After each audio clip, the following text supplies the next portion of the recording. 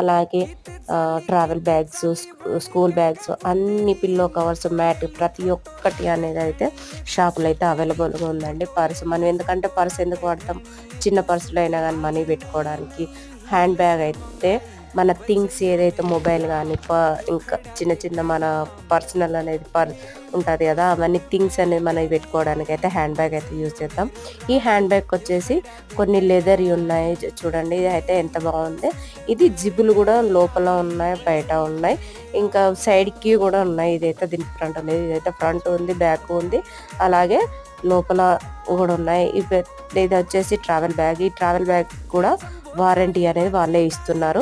అలాగే కొన్ని school bags కూడా పెద్ద సైజు కొన్ని స్కూల్ బ్యాగ్స్ కూడా వాళ్ళే వారంటీ ఇస్తారంట.